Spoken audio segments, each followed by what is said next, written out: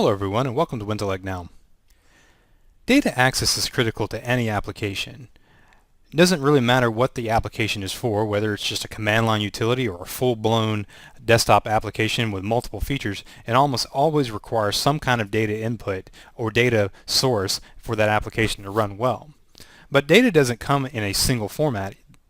Data can be something as simple as a CSV file, or it might be something as complex as a relational database management system. It also might come from something like a web service, or it might even be user input data that they actually enter into a form or a command line.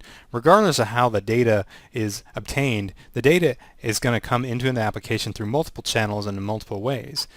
Likewise, knowing how to access that data is also critical to writing applications. No matter what language you write in, you have to understand how that language can receive input from the user or from the data source and then process that language and then output that language to the user or to a data source. PHP offers a variety of APIs for accessing these various sources of data. Whether you're trying to access JSON or XML, or you're trying to access a relational database management system, PHP's got you covered. This video is going to orient you towards those APIs to show you how you can get critical data into your PHP applications. Let's start with JSON. PHP's JSON API is very simple and easy to use. It revolves around two methods, the JSON decode and JSON encode method, and these perform their respective task of decoding and encoding JSON data. Now the JSON decode receives JSON data from a string and then returns back objects and arrays of objects that can be treated just like any other PHP objects and arrays. And you can loop over those using for each loops.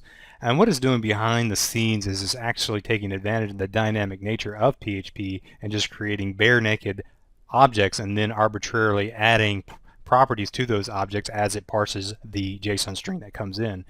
This wouldn't be possible in all languages because they're not as dynamic as PHP, but PHP is highly dynamic, so you can do this very easily. So JSON decode actually works well with JSON data, and it can be as arbitrary as you want it to be.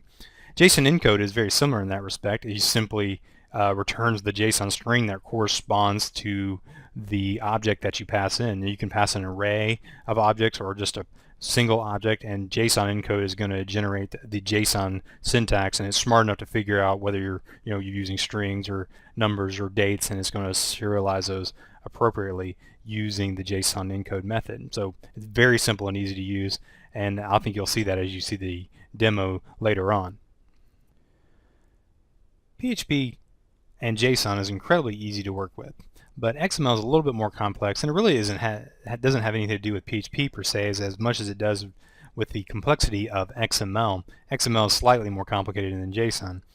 PHP offers a couple of different XML APIs, but the latest API is called Simple XML, and it offers a very straightforward, object-oriented way to consume and parse XML documents from a service or a file.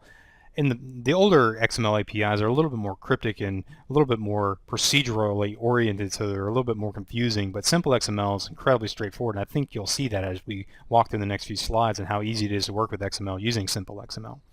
Simple XML deserializes XML documents into Simple XML element objects, and each one of these correspond to the XML structure of the document as you would expect. What it does is it takes the tag names and then turns those into properties on the object, and then it takes the text within those tags and makes that the values of the properties on the object. So that's kind of the behavior you would expect from an API that actually deserializes XML data. If I had an XML document that looked something like this, weather, and I had a couple of properties, date, temp, max Celsius, temp, max Fahrenheit, and I deserialized that using the Simple XML API, it would deserialize it to look something like this down here, where you have the variable name weather and have a property associated with that called date, or weather and a property of that called temp max C. So you can see how it would deserialize that data from the XML into PHP objects. Simple XML also allows users to apply XPath to XML documents, and what that does is it allows the user to query the document to get back a list of elements. Now these elements are still within the context of the document, so you can access the parent of of any one of those elements that's returned by the XPath query, or you can access any of its descendants as well. And because they are simple XML objects, can be treated just like any other one. You can further filter them using more XPath, or you could add nodes and remove nodes and things like that using the simple XML methods. Now, if I wanted to build an XPath search, it might look something like this. What I'm doing is I'm getting a search variable out of the request object, and then I'm building a search string. And in this search string, I'm telling the XPath interpreter that // I want to get all the descendants, no matter how deep they are, inside of the document. I'm saying, get me all the descendants that have the tag line, and then where that line contains the text that matches the search that was passed in through the request. Then I'm loading up an XML file and then applying that search to get back a list of line elements, and those have a sibling that's called speaker that indicates the speaker. In this case, I'm parsing the play Hamlet. So what I'm doing to get the speaker for a particular line is I'm going to the parent of the line and then going for the first speaker element that I find to get the speaker out. So you can see this is a fairly straightforward demo, but what I'm doing is I'm applying one search and then applying another search on the elements that I got out of that other search. So you can see here, this is one way that you can use XPath to get data out of an XML document if you want to filter it. PHP offers an automatic way to serialize XML through a paired module. Now this paired module it provides access to the XML serializer class. If you're not familiar with what pair stands for PHP Extensions and Application Repository. Now what this is a collection of different frameworks and extensions to PHP that are written in PHP rather than part of the core of PHP that's written in C. So if your PHP install includes the pair repository, all you have to do is tell PHP to include a particular PHP class in that pair repository, and then you have access to it. And most instances of PHP have that pair repository installed alongside of the core PHP extensions that are available in the standard PHP installs. The XML serializer class tries to implicitly convert objects and arrays to XML data, but it doesn't distinguish between attributes and elements. It just makes everything an element. So if you need more granular control to distinguish between an attribute on some instances and then an element on some instances, you would have to write that manually. But the XML serializer otherwise provides a general means to serialize data, and it does it rather quickly. So if the general form that this provides is sufficient, then use it. If not, then you'll have to write something that provides a lot more granular control over that XML serialization process. Now, if I was using the XML serializer class, my code might look something like this. You see I have a class, I call it vehicle. What I'm doing here is I'm creating two instances of that class, a Mustang and a Corvette, then I'm building an array of vehicles, and then I'm creating a serializer object and then passing in that array of vehicles, telling it I want to serialize it, and then I'm getting the XML out of the serializer class there, get serialized data, and then that's just going to give me the XML string, and then you can use that string for whatever. You can write it to a file, write it out to the browser, do whatever you need to with that XML. And once you've called that and you've got that XML out of the serializer, it's going to look something like this. You can see I've serialized vehicles as the root, and then I've called each object a vehicle object, and then it's got the properties, year, make, and model for each one of the instances of that vehicle. So for what you might expect if you were serializing data from objects into XML through a generic serializer. Before I go into some demos, I wanted to introduce one more API, and that is the curl API. The curl works hand in glove with JSON and XML because it is an HTTP client, and that's sometimes where you go to get JSON and XML data. PHP has a couple of other HTTP clients, but curl is probably the most robust and highly configurable of the ones available in PHP. But don't let those words robust and highly configurable scare you, because it's really not that hard to use. PHP's curl implementation is really just a wrapper around the libcurl library, which is an open source internet client. It's not just an HTTP client that's available on many Unix-like operatives such as Linux. In fact, Linux provides a command line version of this as well as the libcurl library itself. And like I said, it's an internet client, not just an HTTP client, because it supports a number of other protocols such as FTP, POP, and IMAP. And that's just the short list. But it's primarily used inside of the PHP context as an HTTP client because there's other APIs that are more conducive to doing things like FTP. But curl for HTTP is amazingly robust because it allows you to do other things that other ones wouldn't let you do, such as a full suite of HTTP verbs such as get, put, post, and delete, which are necessary to perform REST-style functions and access REST-style APIs. So I can talk about curl a lot more, but I think it'd be better to demonstrate it. So let's look at a code snippet. Now when I start to work with curl, most instances are going to look something like this. In this code snippet, what I'm doing is I'm calling up curl init, which gives me a handler, and this is doing it in a procedural fashion. I'm going to set an option on that particular curl handler, and what I'm telling it here is I'm setting 3 options. One, I'm setting the URL. 2, I'm setting the return transfer to PHP. And if you don't set that to true, it's going to return the results back to the browser and just pass through PHP.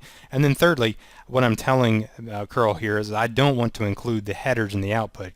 That's the curl opt headers. I'm setting that to false, and I'm saying don't include the headers in the output because all I really care about is what's returned inside of the body, which is going to be, in my case, either JSON or XML. And then I call curl exec, and then that spits me back the results as a string. And you can see here that's pretty straightforward. Now curl has tons and tons and tons of other options, but this is one way to do a simple get where all you're concerned about is what's in the body. We've covered a lot of ground over the last few slides. We've talked about JSON, XML, and curl. Now I want to fire up some demos. That's going to show you how some code might look if you're using these different technologies in conjunction with one another, and kind of show you, compare and contrast, what JSON looks like, what XML is going to look like, and how curl interacts with JSON and XML. So let's switch over to my code editor, and then I'm going to switch over to a browser and show you some of these different demos I've got prepared for you. Now that I've got my demo pulled up here, what I'm going to be doing in this is I'm going to be calling a weather API that provides me a forecast for a given location. Now what I'm doing is I'm defaulting to 901.2.0, and this particular API can pass in any number of different kinds of location. I can pass in a zip code, I can pass in longitude and latitude, or I can pass in the name of the city. And I'm defaulting to that, but if it is set, I'm going to assign that to this query parameter. Then I'm just building a URL with that, and then passing that to curl. You can see here's my curl implementation. I'm calling curl, setting the options there, and then getting back the results from curl. And then I'm taking those results and then parsing them using JSON decode. And then what that's going to do is give me objects that I come down here and build some HTML out of. Here I'm looping over the various objects that the JSON decode got out of the JSON that was returned from the service. And you can see here that I'm just building out the HTML and then displaying that back to the browser. So let's flip over to Chrome and see what this looks like. I've got my browser up here. Let me put in my URL, and let's pull this up.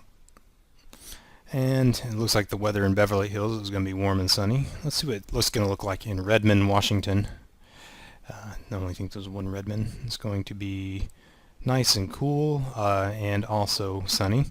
Or I can click here, and what I'm going to do here is I'm going to use the geolocation API in HTML5 to get my coordinates, and that's passing back my coordinates, and it's giving those off to the service, and then it's going to return the weather for where I am currently located. It looks like it's going to be rainy, a little bit of sunshine. And if I wanted to switch between the units, I could go metric or I can go standard. You can see where it's changing that. I'm just using some CSS in the background to swap between fields and then turning those off and on because that data is provided inside of the JSON data that is passed back from the service. So this is how a JSON service might be used inside of PHP if you were wanting to call a JSON service that was of a REST style. This example, I'm using XML, is virtually identical to the JSON example I just did. The only difference is the format of the data. I'm using XML instead of JSON. So I'm telling the service I want back XML, And instead of parsing the results back as JSON, I'm going to parse the results back as XML using simple XML here. And once I get that, it's going to return me a bunch of objects from the weather. And then I'm coming down here and displaying them in the very same fashion that I did using the JSON data. The only difference here is I'm calling the objects that were handed me back from the XML data, so it's otherwise identical. So I'm going to flip back over to my sample here and show you that it's otherwise identical to that application. You can see it's the exact same app. In fact, the data is the same, everything is, the behavior that is the same. I can pull up the Redmond weather for next week and get the weather, and you can see that it's the same forecast, or I can use my current location.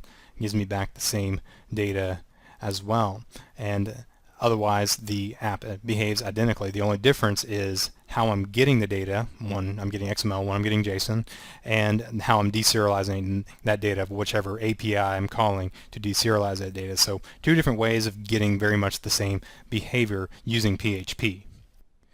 In this little demo, what I'm going to do is I'm going to show you how to use XPath to search an XML document, or you can do this from text that you receive back from a service as well. In this case, I've got the XML document stored locally on my hard drive, and I'm going to show you what the XML looks like here. And what I'm looking for inside of this document is I'm looking for lines that contain the search text. And then once I get the line, I'm going to go back up to its parent, which is this speech element here, and then get the speaker of that, and then I'm going to display the speaker and the line back to the browser. So that's the structure of what the actual XML document looks like. Here's the code that actually does that. As we've seen already, this XML search path here, and then we talked about that already, where I'm getting the line out of the document, and here's where I'm loading up the hamlet.xml, and here's where I'm actually filtering it and getting back the line, and here's where I'm going back to the parent and then getting the speaker of that particular line, and then here's where I'm echoing back the data to the string as XML. So let's flip over to my browser and see what this looks like. Here's what the blank form is going to look like, and let's say not to be, that is the question. That's a famous line from Hamlet, and Hamlet says to be or not to be, that is the question. Apparently it shows up one other time. To quit him with this arm, isn't it not to be damned? So not to be shows up twice in the play of Hamlet. So this is just a simple demo of how you can use XPath to search XML documents. Now this demo, what I'm going to be talking about is how to serialize data using PHP, and I'm going to talk about that XML serializer class, and then I'm also going to look at the JSON encode method as well. It's very simple and straightforward. And you can see what I'm doing here already is I'm including that XML serializer PHP from the pair repository that I have installed in my PHP instance here. But one thing I want to make note of here is the error reporting. What I'm doing is I'm suppressing the strict standards error reporting, because if I don't do this, what it's going to do is put a bunch of warning tags on my PHP script. So I'm going to suppress those errors for this particular script, because the XML serializer doesn't adhere to what one might consider strict standards, which aren't errors in PHP per se, but if you were to write this in maybe another language, it might not even compile. Because of the dynamic nature of PHP, you can do procedural and object-oriented. It's dynamically and weakly typed. Sometimes what might be considered strict standards isn't always implemented, and this particular class doesn't implement strict standards, so I'm going to suppress that error reporting so I don't get a bunch of garbage on the screen. But otherwise it works just fine.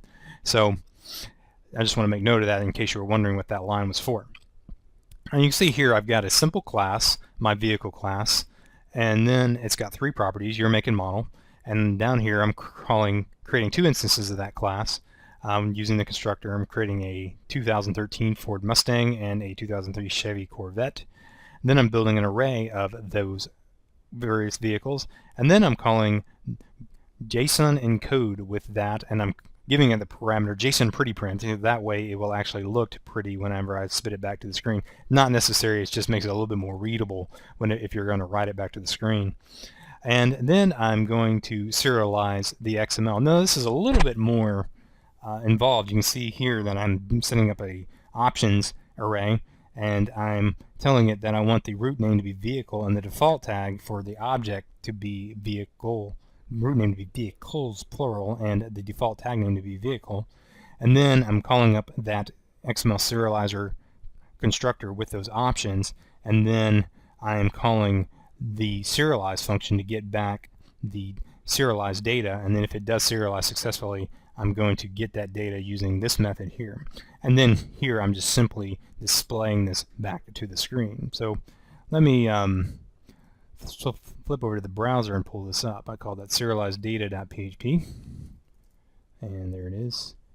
And this is what it's going to look like if I call it back from the browser. You can see here's the JSON I call the pretty print, so it actually displays rather nicely rather than being on one long line. And here's what the XML would look like. And I called it an HTML, pretty, to make the HTML entities printable on the screen. So if you actually look at the code behind this, it won't actually look like this. But I did this for display purposes, so you can see that it actually does display the XML and JSON in a rather nice form, and it serializes as expected. So this is how you could go about serializing data from either from objects and arrays into JSON or XML. Very straightforward and easy to do using the various APIs available inside of PHP. Now that we've talked about text-based data systems such as XML, I want to shift gears and talk about relational database management systems. Now, it's virtually impossible to talk about PHP without mentioning something about MySQL or MySQL, depending on who you ask. But first and foremost, MySQL is an open source cross-platform relational database management system. That's a mouthful. Essentially, it's a database server similar to SQL Server or Oracle Database Server or something like that. It's installed on a server and you access it either locally or over a network, and it's got users built into it. It's got all the kind of, it can handle multiple databases and all the store procedures that you would come to expect from any kind of relational database management system. Now, the reason you can't talk about PHP without hardly mentioning MySQL is because the two are used together so commonly that they are bundled together in most occasions.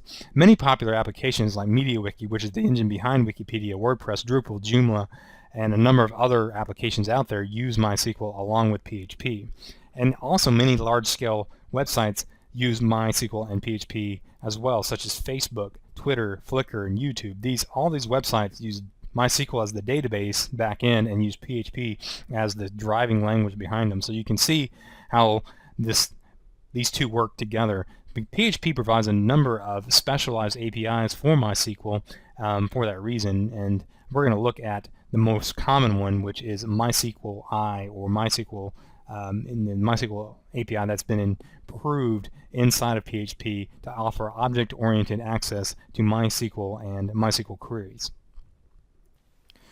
As mentioned, we're going to talk about MySQLi in this video because it provides a robust API and an object-oriented approach for accessing MySQL databases. But PHP does offer a couple other APIs for accessing MySQL because it is a popular database used in conjunction with PHP. What MySQLi does is establishes a database connection with a MySQL server, then provides an object to perform various database functions. Now, we're not going to talk about all of those various functions. There's many of them that aren't necessary to just get access to data, but we're going to focus in on the ones that actually deal with accessing, data queries and inserting and deleting and updating and selecting data from a database, because these various functions allow you to do tons of other things that are way outside the scope of this particular video. But we're going to hone in and focus in on what MySQLi does provide for accessing data from MySQL databases.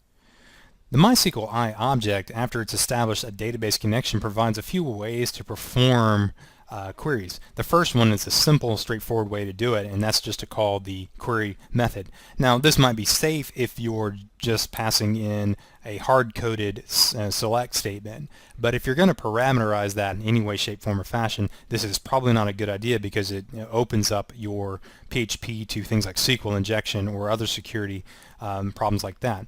So in lieu of that, you can use the MySQL prepare method, and what this does is it creates an object built around a SQL statement, and then this what this prepare method does is returns a object where you can call a method using a parameters passed into that method as an array, and then get back the results of a query from that method call. Now this, what it does is it controls the input a little bit more than what you could do if you're just building a SQL string. And this is actually also going to be faster if you're doing operations on a database over and over and over again, because what the MySQL statement does is actually optimizes the calls to the database behind the scenes, so you can actually perform multiple calls over and over and over again to the database without having to rebuild those SQL commands and recompile them at every instance. So this is actually a much more efficient way and faster and safer way to make calls to the database. So this is one of those things that's better seen than explained. So I'm going to look at some code snippets on the next slide to show you what I'm talking about. Now with this code snippet, you can see what I'm doing. I'm calling a new MySQL I object, and I'm passing in the parameters to connect to the database, and I'm just calling that variable db, and then I'm calling db prepare, and then I'm passing in a SQL select statement, and you notice I have a question mark in that SQL select statement. Now what this is doing is telling the parser inside of MySQL I that's where I'm going to be inserting a parameter when I call this. Now what that prepare command does is pass back a statement object, and what I can do with that is I can actually call parameters inside of that statement object, and you'll see that I have that down in the get file method there. What I'm doing in this method is I'm passing in a file ID, and then I'm going back to the global file where file variable, that's a statement object, and then I'm calling file bind param, and then you see I have that I directive. That I directive tells the statement object that what I'm passing in is an integer. So if there was something in that file ID that was a string, for instance, that would not work. It would say, no, you can't do that. This is expecting a string, this is expecting an integer, and you're passing in a string. So it's actually doing some kind of data integrity checking there. And then once I bind the parameter to that question mark there as an integer, I'm going to call file.execute, and then that's going to execute the file, the command. And then once I execute it, I call get results, and then assign that to a variable. Then I reset the statement so it'll be ready for the next call to this particular statement object. And then once I've reset it, I return the results, and the results are going to contain all of the matches that were found from that execute command. Now in this instance I'm hoping there's only one, because that I'm looking for a particular SID, which should only be, it's just a primary key in the database, so there should only be one match or 0 matches depending on if there's anything in there, and then I'm just returning that back to whatever called this method. For my MySQL demo, what I'm going to do is I am going to use an application that I used in a previous video. It's my file sharing application, and what this application does is it allows the user to upload files to a server and then share links or email links or download files from that file sharing server to their local machine. It's similar to kind of a dumbed down version of what something like SkyDrive or Dropbox does, and but in this case, instead of using the file system to store stuff, I'm going to use a database to store the binary data and also link each of the files to a given user. But before I actually show you the code, I want to give you an idea what the database structure looks like, so you can have in mind what I'm going to be doing when I'm actually calling some of my SQL commands later when I actually demonstrate the program. I'm using XAMPP on Windows, and XAMPP provides a instance of my PHP admin, which is actually a tool written in PHP to administer MySQL databases. And you can see I've got a couple of different databases here, but the one I've created for this demo is called FileShare, and it's got 2 different tables in it, one called Files and one called Users. Okay, and what the user table is actually going to look like is this. And notice I have an SID for the user, the username, their actual name, and then a password hash. What I'm doing is I'm storing their password using a one-way cryptographic hash, so you can't actually see the password, but you have to know what the password is to generate the hash. So that's a fairly standard way of storing passwords in a database without exposing the password. And this is linked to this files table through the SID here. You can flip over here to the files table, and you'll notice here what I've got is a simple table where I have an SID of the file, the name of the file, the MIME type of the file, and then the hash, which is useful for if you're doing some kind of comparison. You want to see if a file's already been inserted into a database or something like that. Rather than compare the entire set of binary data, you can just compare the hash, and that will tell you if, oh, I already got this file in the database, because the hash should be unique to the binary data if the hash function truly is unique.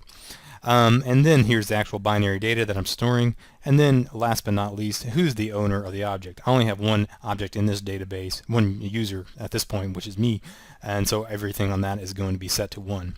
So that's what the database itself looks like. I want you to see that so you can see what I'm doing here. And let's flip over to the code, and I'm going to look at this. Okay. I'll tell you what, before we look at the code, let me actually demonstrate this application, because this application is a little bit more involved as a demo than what you might be expecting from other ones. Let's say file share database.php. Okay, and notice it's asking me to log in. Well, that's because I have security built in, and I'm going to insert my username and password. The password for this is WintellectNOW without .com, and then I think I capitalized the N. I'm typing it there because I'm terminally visual. I have a tendency to type in passwords incorrectly if I can't see what I'm typing. And I'm going to log in. Maybe this will let me in. And you notice here that I've got all those files in the database listed here. And what I'm doing is I'm going out and getting a list of the files, and then I'm getting the information about the list of the files for that particular user, and then I'm calling a thumbnail generator from that file as well. So I'm going to show you this thumbnail generator and how you could get binary data or just simple data out of there and then use that data inside of PHP. And then I'm going to show you some of the various functionality here, what I'm doing behind the scenes. You notice here I have a way to add a file to this application.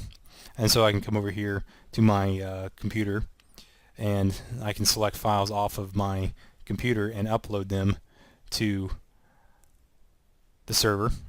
And I just uploaded this flower here. And then I can download these, and you notice I downloaded the file, or I can batch them up, select them here, and batch them up and download them as a zip file. And that downloaded the zip file here. And there's my 3 files I just batched up and downloaded. Or I can simply delete them, and that should delete those 3 files I just selected. So those are some of the functionalities I have built into this application that are actually doing database functionality. I can email the file links to an individual, but I'm actually doing a whole lot of database functionality in the emailing. And in fact, I can't do that on this particular machine because I don't have it on a production server. I'm running it locally. But if I were to upload this to my web host, I could actually show you that. But if you want to see that work, go visit my previous video on common APIs in PHP. Let's flip back over to the code now and see what this looks like. And I don't want to show you the actual driver behind this. I want to show you the actual PHP code and what that's actually doing behind the scenes here. So I have this thing called file share MySQL PHP. Okay, this is the pertinent code for databases in this particular demo. If you actually want to see the nuts and bolts of the actual application, go visit my last video again on common PHP APIs, where I actually do a lot more of the talking a lot more about the code itself, but I'm actually doing it in a file system instead of a database. And you can see here in this particular demo, here I'm doing that very same thing. I'm calling up the database, and then I'm wiring up a couple different PHP statement objects. I'm sorry, MySQL statement objects here using parameterized SQL, and I'm creating 5 of those. And then I'm wrapping a method around each one of those to perform a various database function. Delete file, for instance, it goes out there and gets the delete, gets the file ID, and then calls the delete file statement here to delete that file. And then it calls, and what I'm doing here is I'm just getting the results of that, and that the return of that tells me true or false if it actually performed the operation or not. If it's false, then I return that, or true, or I return that. I don't really care. The actual code that called that handles this. Get file just returns information about the file and the binary data if necessary. Save file inserts one into the database. Now this one's a little bit more involved because what this is actually doing is inserting binary data into the database, and which is a little bit more involved than just inserting string or enter your data. And to do that, what I have to do is call open the file as a binary or read file, and then I have to loop over that and chunk it, send chunks of data back to the MySQL server, and it does that by using the send long data method, and then this 3 right here actually maps on to the zero-based array, or the third item in the array, which is this binary data parameter here. And then it's just building out that block of data using this while loop. And then once I get done with the file, I close it. And then once I've got all those parameters passed in, I just call execute. And then the execute will actually insert that into the database. The get files, plural, just uses a user ID to get the list of files for that particular user. And then the get user will actually get the user where the username and password match. The password, as I'm actually passing in the password, I'm actually passing in the hash of the password, and then I'm matching that hash against the hash that's in the database. And the user ID is what the user typed in.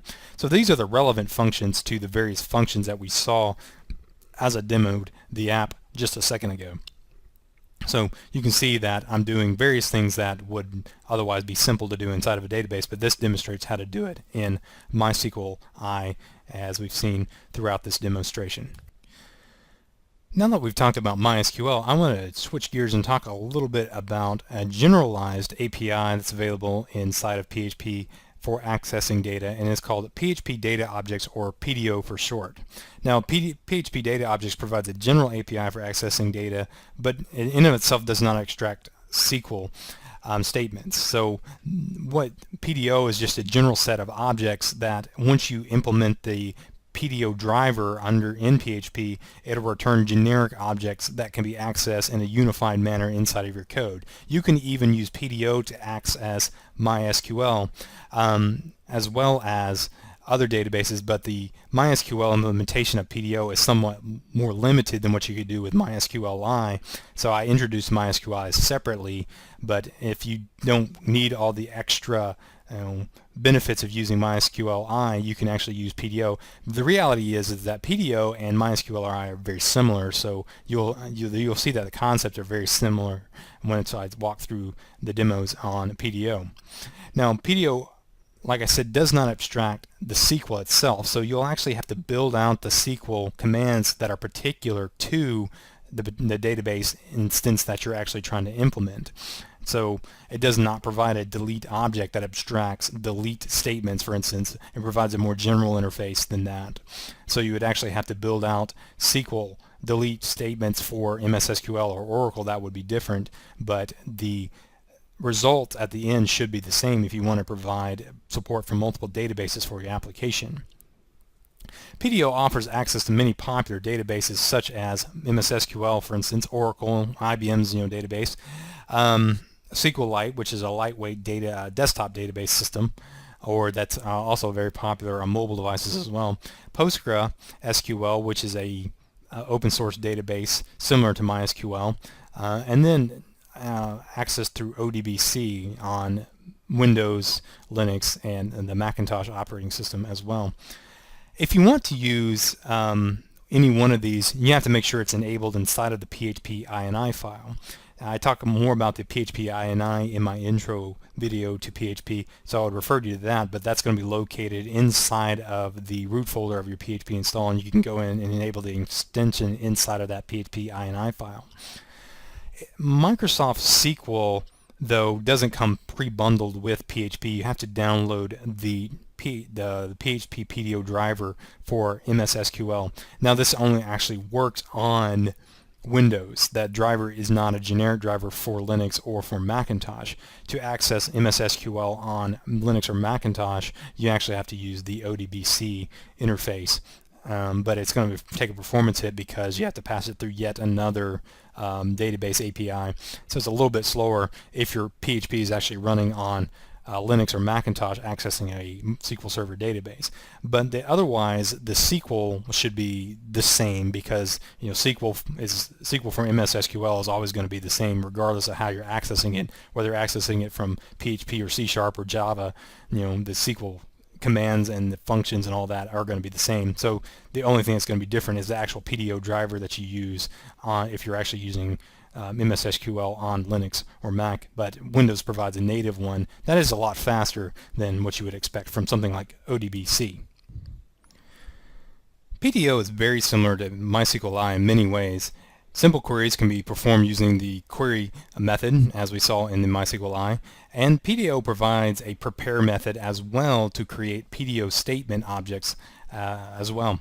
So you can take those PDO statement objects and make parameterized commands and pass in the parameters to that command and get back the results in something like an associative array.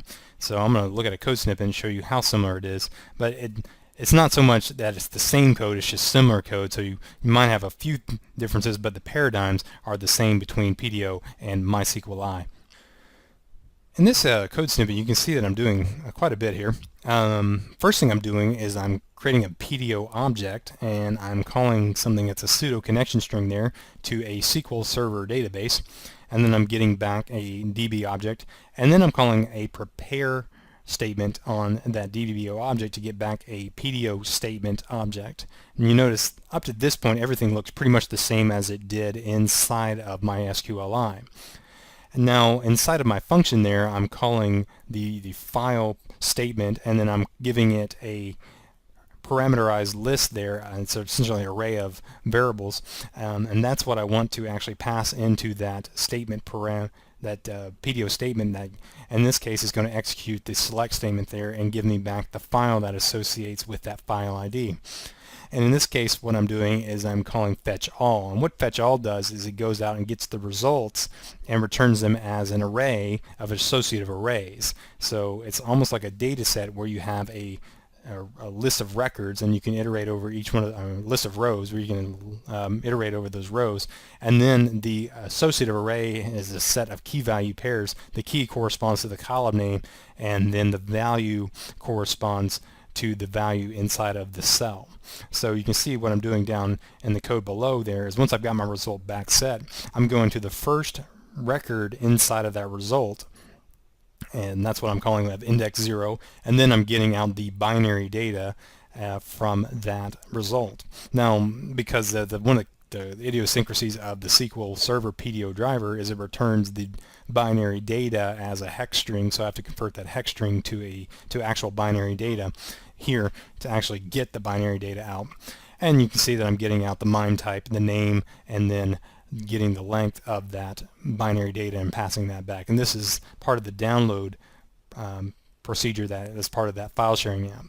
So my demo is actually going to demonstrate this very same thing that we saw with MySQLi, except I'm going to use the PDO driver for SQL Server instead. As I said, I'm going to use that same file sharing app that I wrote for MySQLi, but in this case I'm going to use the PDO driver for SQL Server, and then I'm going to use SQL Server as the backend database instead of the MySQLi.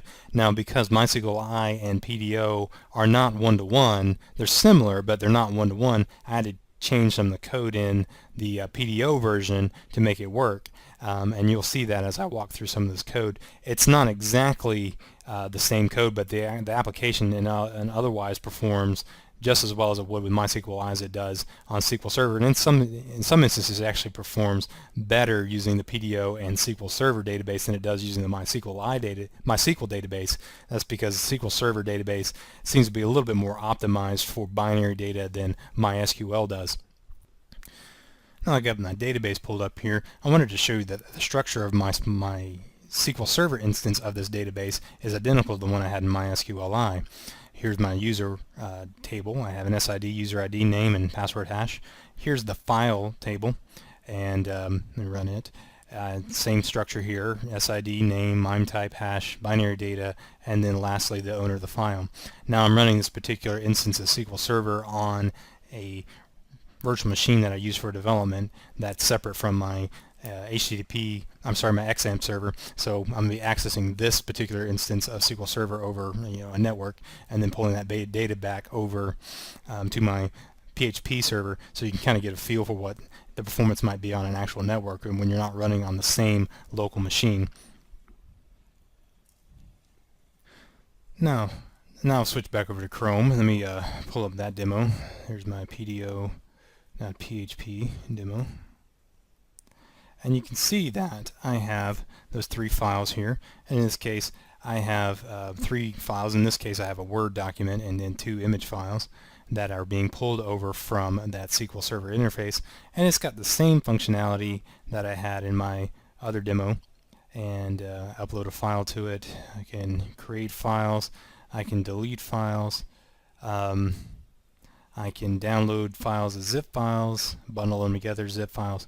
And then, so all the functionality that I had in the other application is available inside of this PDO app as well. So let's flip over the code and see what the differences might be in the actual database. See, I have this file share, my file share MS SQL here.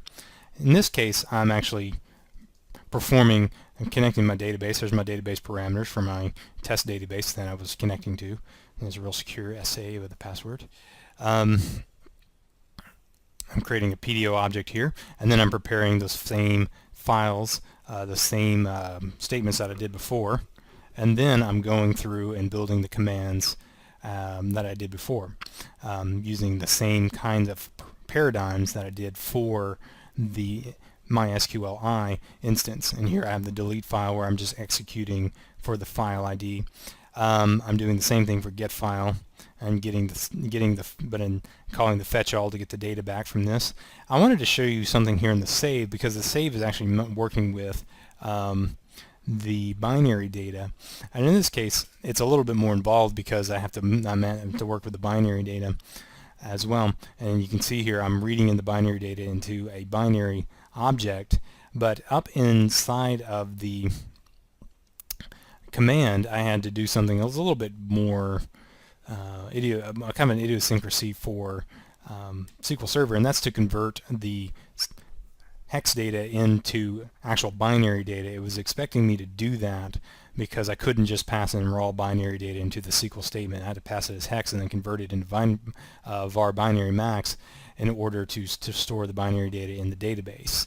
But other than that, it works just fine. And then there I have that bin to hex to convert the binary data into binary data, and then I'm actually passing that into the command as a parameter, and in that case it's actually a string parameter, not a binary data parameter as it was in MySQL. Otherwise it's identical to the MySQLi instance in that regard. So I execute that. If it does insert it, I return true. Otherwise I'm actually printing out the error in this case because I wanted to know what was going on, and then return false. No, it didn't work. Otherwise I'm getting back the same results, and in every case where I'm just getting back plain data, I'm doing the fetch all on a select, and that's returning it back to the actual application as an associative array, and then I'm working with the associative array in the actual application that we just demoed. So I wanted to show you one other piece of code where it's actually reading out the binary data, and then that is in this thumb PDO.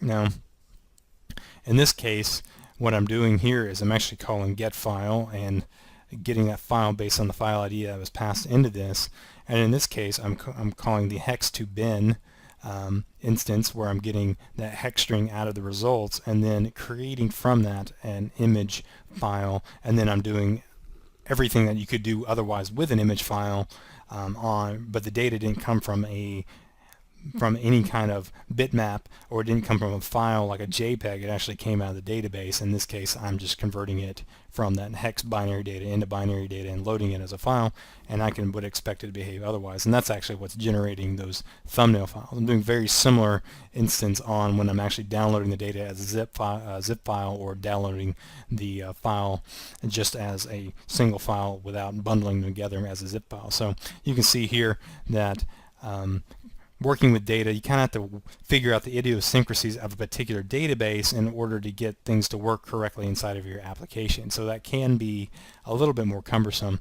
And in a later demonstration, in some of my later videos, what I'm actually going to do is I'm actually going to work on this app a little bit more. What I'm going to do is I'm going to abstract it one more layer, and I'm going to make objects and then actually abstract out the file API, the file access using an interface, and then actually call back data using an object-oriented approach rather than doing it like I'm doing here as a procedural approach on the same application. So stay tuned to some of my object-oriented programming videos in PHP as they come out later this summer in that regard. Application developers know that data access is foundational to any application development framework, and PHP certainly is no exception. In fact, one of the good measures of a good application development framework is how well it accesses data, and PHP seems to do a good job with that.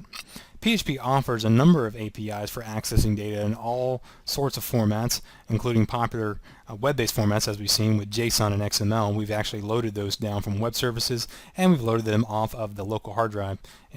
But in either case, the data source doesn't really matter. As long as you can get into that format, you can use it. We've also seen how PHP can access popular databases through the more proprietary APIs such as MySQL, or a more generalized API such as PDO. Now, there are other proprietary APIs available in PHP for particular databases, so I would go out there and look at those if you're interested in doing specific database functions on a given database system, or you can access it through PDO, and PDO just provides that more general form of accessing data, so you can access all sorts of data in a generalized form, but it doesn't have the particulars for a particular database system. So just kind of whatever meets your needs and use that. But in any case, any knowledge that is applicable to databases is useful in PHP because you're going to have to access databases through PHP in one shape, form, or fashion if you're going to write database apps using PHP. WintellectNOW offers training for SQL Server for developers. Now, this training is focused on SQL Server, but that doesn't mean that you shouldn't watch it just because it's focused on SQL Server, because any knowledge that you can glean from how to do SQL select commands or deletes or updates or inserts is applicable in other database management systems, because SQL is a general language, but it has particular dialects such as the SQL Server dialect or the MySQL dialect or the Oracle dialect, but the general behavior of how you do selects and inserts, updates, and deletes is going to be the same across database management systems. Likewise, any knowledge of web services would be useful as well, because inside of PHP we've seen how you can call different web services using URLs, and these were essentially REST-style services that we were calling.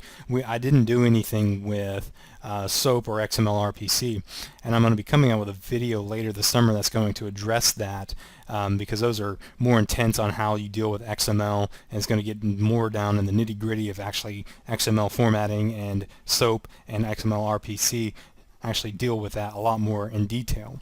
And in that same video I'm going to talk about how to build more robust REST-style APIs using PHP, and actually how you can call those REST-style APIs using PHP as well. So stay tuned to that later this summer, probably sometime in August.